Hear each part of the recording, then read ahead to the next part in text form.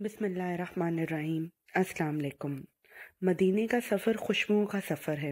آپ جیسے ہی مدینے کے سفر پر روانہ ہوں، پورا وجود کسی خاص خوشبو کے حصار میں رہتا ہے۔ وہ مدینے میں حاضری کا دوسرا دن تھا۔ انتہا کی گرمی جو کہ صحرائی علاقوں کا خاصہ ہوتی ہے۔ حرم میں نماز ادا کر کے ایک کونے میں سر جھکا کے بیٹھ گئی کہ اچانک باہر ہوا کی سرسراہٹ سنائی دی۔ کسی نے کہا شاید بارش ہونے والی ہے، آندھی آ رہی ہے۔ دیکھتے ہی دیکھتے مٹی ہوا میں گھل کے چاروں طرف پھیل گئی۔ اس مٹی میں ایک عجیب سی سوندھی خوشبو گھلی ہوئی تھی کہ جیسے ہی وہ ہوا اندر گئی، روح تک شاداب ہو گئی۔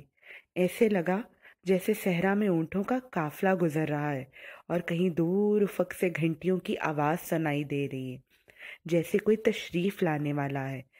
جب تک وہ ہوا چلتی رہی، یوں ہی خوشبو کا حصار قائم رہا میرے چاروں طرف۔ اگلے دن ریاض الجنہ جانے کا شرف حاصل ہوا۔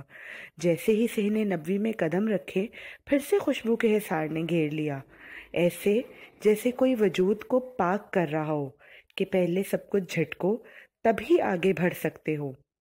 صحن سے لے کر سبز قالینوں تک کے سفر میں قدم قدم پر دلکش خوشبوؤں کا پہرا تھا۔ مجھے اندازہ نہیں ہو پا رہا تھا کہ آخر اس خوشبو کو کس سے تشبیہ دوں، گلاب سے یا موتیے سے یا چنبیلی سے، کیونکہ سب کے سب پھول تو میرے نبی صلی اللہ علیہ وآلہ وسلم کے پسینہ اطہر مبارک کے محتاج تھے، انہیں تو خود خوشبو دان کی گئی تھی۔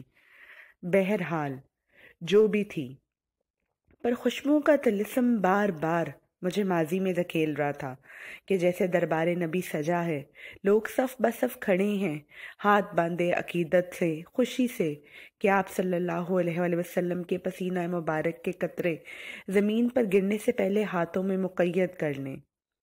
کاش میں دور محمد میں اتارا گیا ہوتا۔ آنکھ نہ جانے کہاں تھی، پر دل در نبی پر جھکا پڑا تھا۔ بس روح بہتاب تھی کہ اب یہاں سے کہیں نہیں جانا۔ مسجد کے ستونوں سے لپٹے تو ایسا لگا کہ آج بھی فضا میں کھجور کی چھال کی خوشبو مہک رہی ہے۔ کہیں قریب ہی پانی کا مشکیزہ پکڑے وہ ذات حق کھڑی ہے اور لوگ جوک در جوک پانی پی رہے ہیں۔ کچھ قرب پانے کے لیے بے چین ہیں، کچھ نظر کی پیاس بجھا رہے ہیں۔ منظر بدلا، سوچ ٹوٹی اور قدم نہ چاہتے ہوئے بھی واپسی کی طرف چل پڑے۔ سفر اپنے اختتام کو پہنچ گیا تھا۔ حاضری کی مدت ختم ہونے کو آئی تھی اور آج آخری دن تھا در یار میں حاضری کا۔ صبح صادق فجر کی نماز ادا کر کے کتنی دیر تک وہ آپ دیدہ سا وجود کھلے آسمان تلے بیٹھا رہا، حسرتوں سے ان میناروں اور گنبد کو دیکھتے ہوئے۔ سمجھ نہیں آ رہی تھی کہ فضا میں نمی تھی یا آنسوؤں نے جل تھل کر دیا تھا۔ بس اتنا پتا تھا کہ یوں لگ رہا تھا کہ اب کے جسم سے روح نکل ہی گئی ہے۔ آج مٹی کی خوشبو ہی الگ تھی، اس میں ہجر و وصل کی بھینی خوشبو رچی ہوئی تھی۔ پاس ہی کہیں مدینے کی گلیوں سے ایک ٹھنڈی ہوا کا جھونکا آیا اور ایسے لگا کہ جیسے تاریخ نے ایک بار پھر اوراق پلٹ دیے ہوں، اور یہیں کہیں قریب عبد المطلب کھڑے ہیں اور لوگ دور بیٹھے کہہ رہے ہیں کہ آج کوئی خاص دن لگتا ہے۔ صبح فجر سے عبد المطلب کے گھر سے لے کر کعبہ تک نور اور خوشبو کا حصار بنا ہوا ہے۔ مدینے کی گلیوں میں چلو تو قدم بار بار رک جاتے ہیں، یہ سوچ کر کہ کبھی یہاں اسی مٹی پر پیارے محبوب نے اپنے قدم مبارک رکھے ہوں گے۔ اس مٹی میں آج تک اس خوشبو پیکر کا بس ایک ذرہ سمایا ہوا ہے، بس ایک ذرہ۔ اگر اس سے زیادہ خوشبو رچ جاتی تو قسم خدا کی قیامت تک لوگوں کو ہوش نہ آتا، وہ مسحور ہی رہتے۔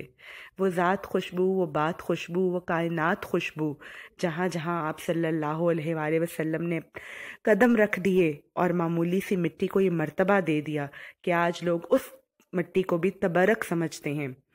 کاش کہ اس بھربھری مٹی سے بنے کھوکھلے ڈھانچوں میں بھی بس ایک ذرہ خوشبو سما جائے، اور بس وہی لمحہ لمحہ حیات ہے، لمحہ حیات ہے۔ الصلاۃ والسلام۔